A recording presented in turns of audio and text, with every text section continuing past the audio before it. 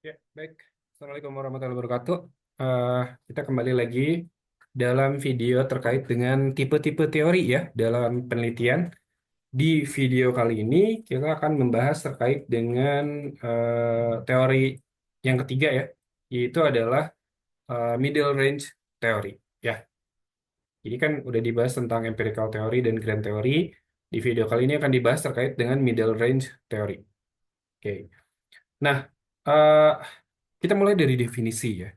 Definisi dari middle range theory ya itu seperti ini. Nah, middle range theory ini adalah konsep yang diperkenalkan oleh seorang sosiolog ya, yang namanya adalah Robert K. Merton ya, di mana beliau menyatakan bahwa middle range theory ini adalah teori yang menjembatani ya, yang berada di antara gitu teori-teori besar atau grand theory yang biasanya itu atau memang eh, konsepnya di abstrak gitu ya, teorinya itu abstrak, jembatannya dengan teori-teori yang atau hipotesis-hipotesis dalam skala kecil ya. Nah, eh, middle range teori ini spesifik ya dan berusaha untuk menjelaskan fenomena itu melalui mekanisme, faktor atau prinsip yang mendasarinya gitu ya. Nah, teori ini berfokus pada topik spesifik ya. Kemudian dia berusaha menjelaskan fenomena tersebut gitu ya. Nah, middle range teori ini bertujuan untuk menghubungkan tadi sudah disebutkan ya teori-teori yang lebih abstrak dengan penelitian empiris yang lebih konkret gitu ya. Jadi antara teori yang abstrak dengan penelitian yang empiris gitu ya.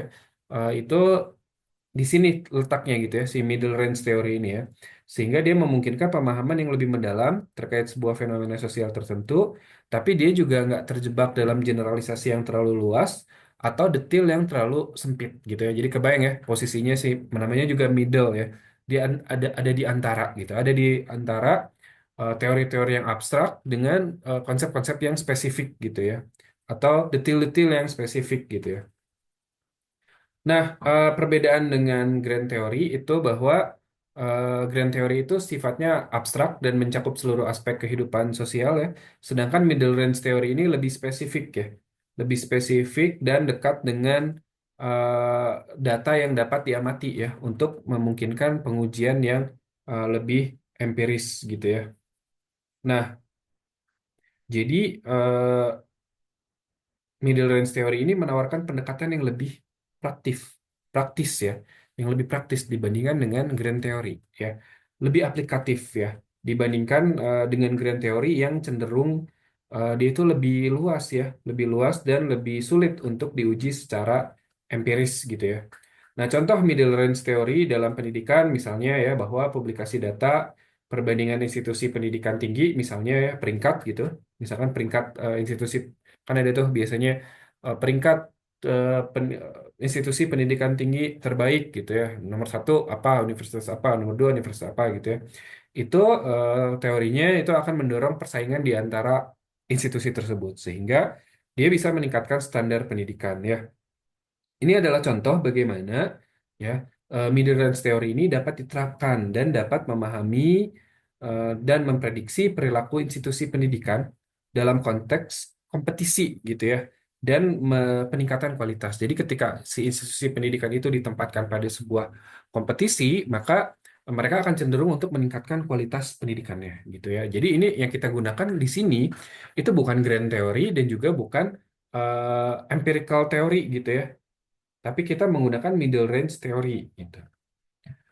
Nah, eh, pendekatan penelitian ya pada middle range teori ini memanfaatkan bukti empiris ya dan mencakup ya pengujian hipotesis, prediksi, isolasi, dan kontrol variabel ya.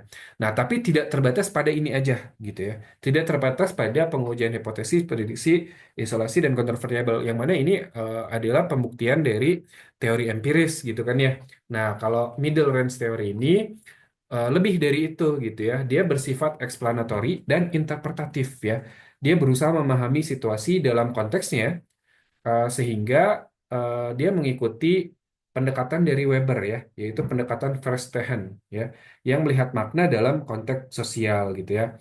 Nah, pendekatan ini memungkinkan peneliti untuk mengembangkan pemahaman yang lebih kaya ya, pemahamannya lebih kaya terhadap sebuah fenomena gitu ya, dan lebih kontekstual dengan sosial, latar belakang budaya gitu ya, serta menghasilkan temuan yang lebih relevan dan yang lebih aplikatif ya. Jadi itu ya middle range theory ya. Pendekatannya seperti itu gitu ya.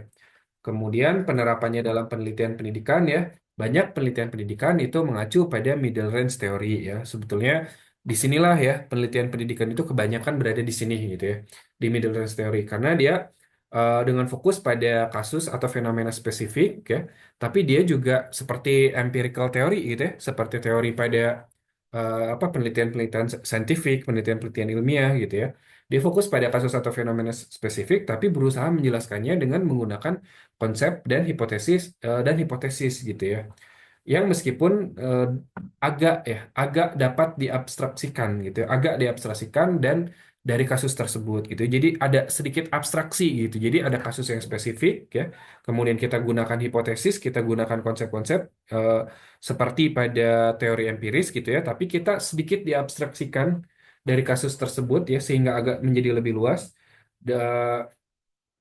Tapi dia bukan seperti grand teori yang merupakan bangunan teoritis yang lebih besar dan lebih menyeluruh gitu ya. Nah, penerapan middle range theory ini dalam penelitian pendidikan ini memungkinkan kita untuk melakukan pengembangan intervensi ya, dan kebijakan-kebijakan yang lebih efektif karena dia didasarkan pada pemahaman yang mendalam ya. Jadi pemahaman yang mendalam tapi dari konteks dan fenomena yang spesifik gitu ya. Jadi kita memahami konteks dan fenomena yang spesifik, tapi kita memiliki abstraksi atas fenomena tersebut sehingga dia lebih eh, dia lebih luas pemahamannya daripada eh, teori yang empiris gitu ya. Nah, dengan memahami poin-poin tersebut, kita dapat eh, melihat ya bahwa middle range theory ini menawarkan pendekatan yang lebih praktis ya.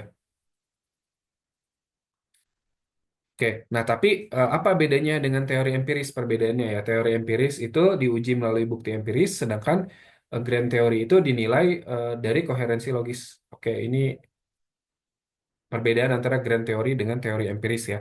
Nah, sedangkan middle range theory itu ada di antara keduanya ya.